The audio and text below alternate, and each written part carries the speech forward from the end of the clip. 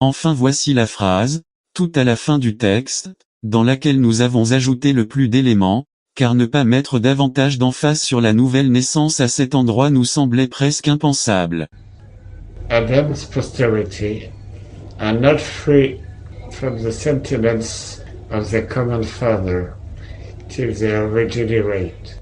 Traduction littérale. Les descendants d'Adam ne sont pas libres des sentiments de leur père commun jusqu'à ce qu'ils soient régénérés. Notre version. Les descendants d'Adam ont tout hérité de leur père commun, la haine qu'ils vouent à Dieu, et seuls en sont délivrés ceux que Dieu régénère, lors d'une authentique nouvelle naissance, voir Évangile de Jean, chapitre 3, versets 3 à 21. 2. À d'autres moments, plutôt que d'ajouts, on peut parler de changement pour clarifier, encore que ces deux catégories ne soient pas totalement imperméables. Prenons par exemple cet extrait de la 4e proposition. Public society would have been cracked in pieces, and the world become a shambles, a brothel house, a place below the common sentiments of a mere man. A mere man est rendu par la voix de synthèse avec un accent français ridicule, mirement.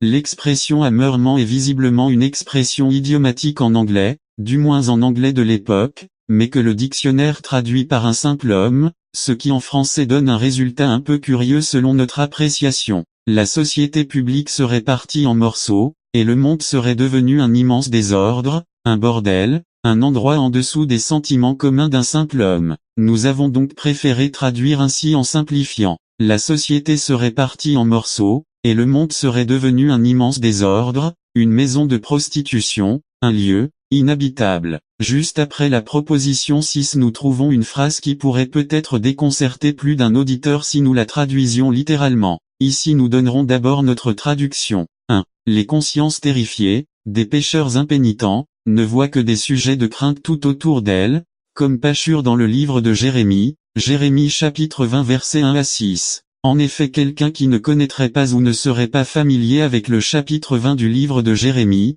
ou qui aurait oublié, pourrait être interloqué par cette phrase. Traduction littérale. Les consciences terrifiées, qui sont Magor Misabib, ne voient rien que des sujets de crainte tout autour. Une ou deux lignes plus loin nous trouvons cette phrase. Fear wishes the destruction of what it apprehends hurtful. Nous avons jugé aussi bien de traduire, le pécheur souhaite la destruction de ce qu'il appréhende comme menaçant plutôt que littéralement, la peur souhaite la destruction de ce qu'elle appréhende comme menaçant. Mentionnons encore en passant cette phrase extraite de la 5e proposition. And there is nothing under the heavens that the affections of human nature stand more point blank against than against God. Nous aurions pu traduire ainsi, et il n'y a aucune créature sous le ciel qui rencontre un rejet aussi catégorique de la part de l'homme pécheur que Dieu. Mais nous avons légèrement amplifié le texte, comme suit. Et il n'y a aucune créature sous le ciel qui rencontre un rejet aussi catégorique de la part de l'homme pécheur que celui qui a fait toutes les créatures, et l'homme. N'ayant aucune maîtrise du latin, nous avons recouru à un logiciel de traduction automatique pour cette phrase. Dieu n'est pas nié, natura, sed vitae. Nous avons donc écrit deux traductions approximatives, sans pouvoir trancher entre les deux. Dans cette phrase extraite de la 4e proposition nous avons rajouté le mot cas entre crochets mais avec un point d'interrogation, car s'il y a un first premier, dans le texte de Charnock il n'y a pas de second. Dans le premier cas, il aurait délié le lien du devoir de la créature et dissous les obligations des créatures envers lui, ce qui est impossible à concevoir.